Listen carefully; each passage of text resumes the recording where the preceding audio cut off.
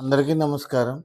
మరి మన NMC channel చూస్తున్న ప్రేక్షకులకి మరి ఒక ముఖ్యమైన విషయం తెలియజేయడం కోసం మీ ముందుకు రావడం జరిగింది.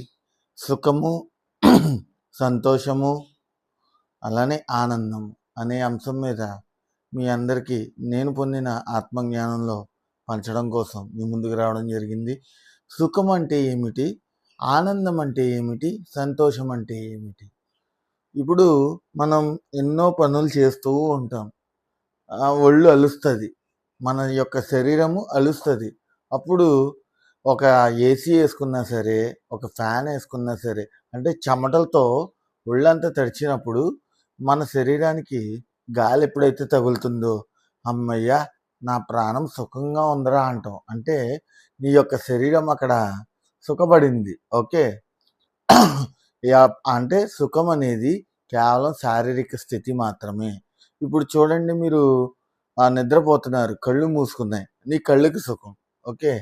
మీకు దూరంలో చక్కని వంటలు వండుతూ ఉంటారు.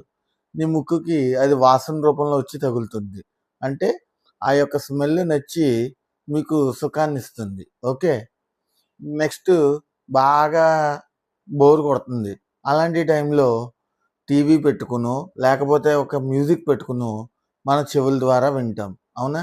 అప్పుడు అవి మీ చెవులకి సుఖాన్నిస్తున్నాయి. అంటే సుఖం అనేది కేవలం మన శారీరక స్థితికి మాత్రమే. మరి సంతోషం, సంతోషం అనేది దేనికొస్తుందంటే శరీరం సుఖం అనేది కేవలం శారీరక స్థితి అయితే, సంతోషం అనేది దేనికి వస్తుందంటే మన మనసుకి మానసిక స్థితికి సంతోషం వస్తుంది. మన మనసు ఉన్న స్థితికి. అంటే ఫర్ ఎగ్జాంపుల్‌గా చెప్పాలంటే, మీకు సడన్‌గా రూ. 1,00,00,000 లాటరీ తగిలిందనుకోండి. అప్పుడు ఎంత సంతోషంగా ఉంటది మీ మనసు. అయ్య బాబోయ్! నాకు రూ. 1,00,00,000 వచ్చినియా? అయ్యో బాబోయ్! ఎంత ఆనందం, అంటే ఎంత సంతోషం అనేసి అంటాం. అవునా? మరి ఆనందం అంటే ఏంటి? ఆనందం అంటే మన మనసు పొందేదాన్ని ఆనందం అంటారు. మన మనసు ఆనందంగా ఎప్పుడు జీవిస్తుందో తెలుసా? మనకి ఏదైతే జరగదనుకుంటున్నామో దాన్ని మన మనసుకి, మన ఆత్మకి తగిలిందో అది ఆనందం. ఫర్ ఎగ్జాంపుల్, మీరు ధ్యానం నేర్చుకున్నారనుకోండి.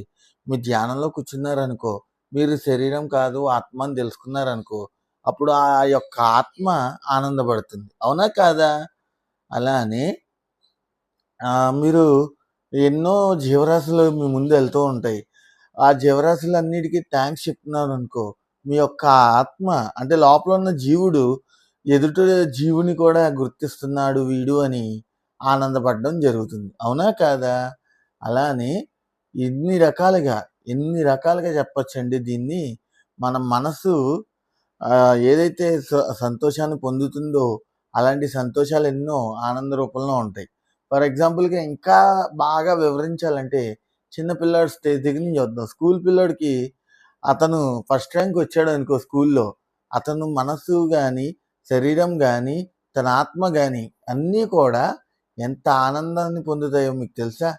అయ్య బాబోయ్! నాకు క్లాస్‌లో ఫస్ట్ ర్యాంక్ వచ్చిందా? నిజంగా నాకు ఇంత టాలెంట్ ఉందా? అనేసి అటు స తన బ్రెయిన్‌ని మెచ్చుకుంటాడు.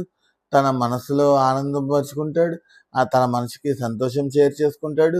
తనలో తాను ఆనందం పొందుతాడు ఆ జీవుడు. ఆ పిల్లోడిలో ఉన్న జీవుడు ఆనందం పొందుతాడు. అది అసలైన ఆనందం. అంతేగాని నిజంగా ఇప్పుడు శరీరాన్ని సుఖంగా కూర్చోబెట్టి, శరీరానికి సుఖాన్ని అలవాటు చేసి, మనసుకి సంతోషాన్ని ఏదైతే సంతోషం అనుకుంటూ ఆనందంలో మనసు ఉన్నదనుకుంటున్నాడో మనిషి, అది కరెక్ట్ కాదు.